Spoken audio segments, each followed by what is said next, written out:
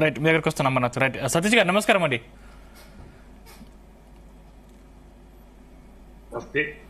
మొత్తం మీద అన్ని వర్గాల నుంచి వ్యతిరేకత వ్యక్తమవుతోంది, విమర్శ వ్యక్తమవుతోంది. రైతుల నుంచి కావచ్చు, లేకపోతే కానిస్టేబుల్ నుంచి కావచ్చు, గ్రూప్ 1 అభ్యర్థుల నుంచి కావచ్చు. మొత్తం ఈ ఏడాది కాలంలోనే ఇంత వ్యతిరేకత వ్యక్తమవుతే ఇంకా 4 ఏళ్ల పరిపాలన ఏ విధంగా ఉంటుందో అర్థం చేసుకున్నారని చెప్పేసి చాలా విమర్శలు వస్తూ ఉన్నాయి. అంటే ఆర్టీసీని ప్రభుత్వంలో విలీనం చేస్తామని హామీ ఇచ్చారు, అధికారం చేపట్టి ఏడాదైనా కూడా ఇప్పటివరకు ఎందుకు ఒక్కడు కూడా మీరు ముందుకేయలేకపోయారు? ఇప్పుడు ప్యానల్లో ఉన్న అన్ని యూనియన్ నాయకులకు మరియు మిత్రులందరికీ కూడా కాంగ్రెస్ పార్టీ తరఫు నుంచి నమస్కారం. 10 సంవత్సరాలు నిర్బంధంలో బతికింది తెలంగాణ మొత్తం.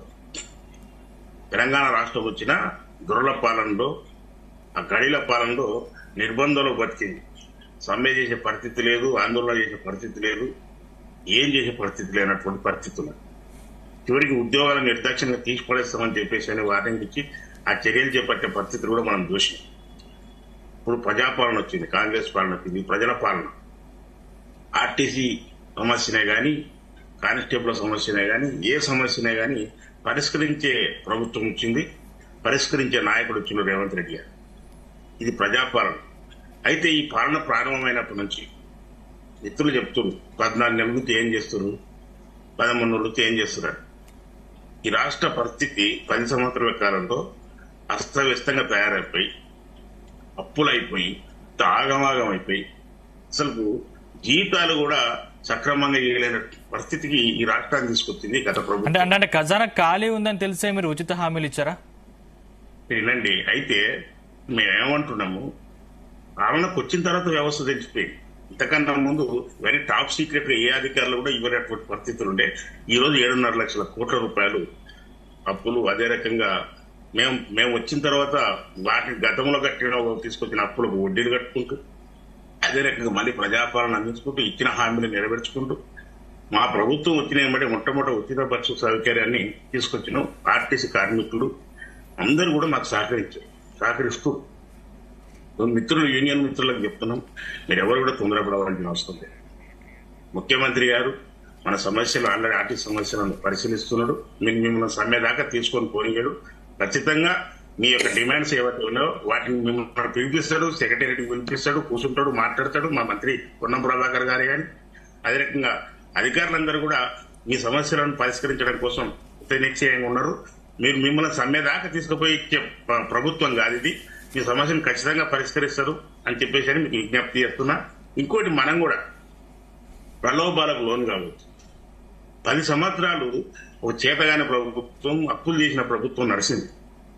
మనం కూడా ఎవరో చెప్పిన మాటలకు వినకుండా, ఇది మన పాలన, ఇది మన ప్రభుత్వం, సామరస్యంగా కూర్చొని ఒకటికొకటిగా, ఎందుకంటే కుటుంబంలో అందరూ కూడా సమానంగా ఉంటారు. అన్నదమ్ములు ఎవరు పని చేస్తుంటారు, ఎవరు పని చేయరు. ఇటువంటి పరిస్థితులలో ఉన్న సమయంలో నిజానికి ఆర్టీసీ రథచక్రాలు ప్రభుత్వం ఇచ్చిన హామీని నెరవేర్చుకుంటూ ముందుకు సాగుతుంది.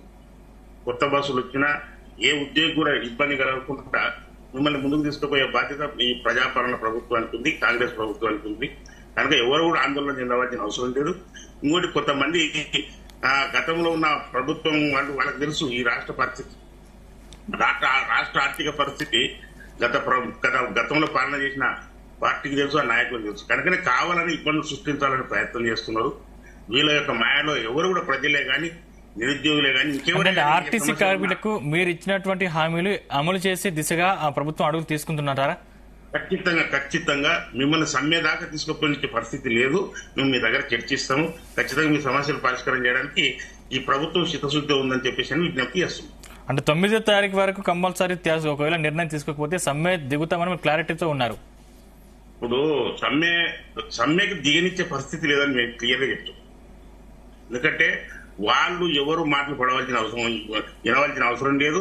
మీది మన ప్రభుత్వం, మనం ఏర్పాటు తెచ్చుకున్న ప్రభుత్వం ఇది, ప్రజా ప్రభుత్వం ఇది, కాంగ్రెస్ ప్రభుత్వం. ఇంకోటి, మన నాయకుడు రేవంత్ రెడ్డి గారు ఖచ్చితంగా అతని మనస్తత్వం తెలుసు మీకు. ఇంకోటి, దొరలాక మా కాలకాడకు కూర్చోవాలి, ఏం సంగతి మీరు వార్నింగ్ ఇస్తున్నారా మాకని చెప్పేసి ప్రభుత్వం కాదు ఇది. గత ప్రభుత్వ పరిస్థితులు మనం అందరం చూసినాం. సమ్మె చేసి చేసి చేసి గందరగోళం అయి సస్పెండ్ అయి లాఠీ దెబ్బలు తిన్న తర్వాత లాస్ట్ కు అందరినీ అది చేసిన తర్వాత మీకు మంచి చేస్తున్నానని చెప్పేసి అత్తకాయలు పుస్తకాలు చెప్పి ఇంటికి వినిపించేసి బిర్యానీ తినబెట్టి మటన్ తినబెట్టిన కళ్ళబుల్లి మాటలు చెప్పే ప్రభుత్వం కాదు. ఖచ్చితంగా మిమ్మల్ని పిలుస్తుంది, యూనియన్ నాయకులందరినీ పిలుస్తుంది, సెక్రటరియట్ లో కూర్చుంటాం, సమస్య ఖచ్చితంగా పరిష్కారం చేసుకుంటాం అని చెప్పేసి విజ్ఞప్తి చేస్తారు. ఆ దిశగానే ప్రభుత్వం ప్రయాణం. కానీ ఆహనా పెళ్ళంట సినిమాలోని కోట శ్రీనివాసరావు క్యారెక్టర్ మాదిరి సీఎం రేవంత్ రెడ్డి పరిపాలన ఉందని కేటీఆర్ గారు అంటున్నారు కదా. కేటీఆర్ కి పని లేదు, పాట లేదండి. ఆయన ముందే చెప్తున్నారు. మొన్ననే ఆయన డోలతానము, ఆయన పిల్లగాని చేష్టాలు మొన్న 55 కోట్ల రూపాయల స్కామ్ విషయంలోనే, ఏదైతే ఈరియస్ కార్డు విషయంలోనే బయటపడింది. భయం, నేను జైలుకోతే నేను భయపడతానా, నేను జైలుకోనికి రెడీగా ఉన్నా, నేను యోగా చేస్తా, పాదయాత్ర చేస్తా, మొత్తం కండలు పెంచుకొని వస్తా అని చెప్పేసి అని గప్పాలు వాళ్ళకి. ఆయన హైకోర్టు కురికిండు, లేక హైకోర్టు ఆర్డర్ ఇస్తే మళ్ళా మన ఎంక్వైరీకి నాకు అడ్వకేట్ న్యాయపడి ఉండాలన్నాడు. ఆ తర్వాత మన సుప్రీంకోర్టు పోయాడు. అంతా పిల్లగాని చేస్తానండి. కేటీఆర్ ఏం పని లేదు. ఈరోజు పోటీ పడింది మా బావకు బామర్దికి, ఎవడు ముందర ఉరుకుతాం అని చెప్పేసి అని ఉరుకుతున్నారు. వీళ్ళు ఇష్టం వచ్చినట్టు నోటికి వచ్చినట్టు మాట్లాడుతున్నారు. వాళ్ళు మాట్లాడినట్టుగా నా ప్రభుత్వం ఏం లేదు. వాళ్ళకి ఏం పని పిల్లగా చేస్తారని చెప్పేసి మా ముఖ్యమంత్రి ఆల్రెడీ చెప్పిండ్రు. ఇప్పుడు అదే భావన ఉంది తప్ప వాళ్ళకి ఏం పని లేదు. ఏం మాట్లాడుతారో వాళ్ళకి ఉన్నటువంటి పరిస్థితి. వాళ్ళ మాట అసలు మేము పట్టించుకోం. రైట్ విజయారాయ్ గారు నమస్కారం అండి. నమస్తే అండి. మొత్తం మీద ఆర్టీసీ కార్మికులు మరో కొద్ది రోజుల్లో సమ్మెకు దిగబోతున్నట్లు వాళ్ళు క్లారిటీ ఇచ్చారు. ఒకటి అసలు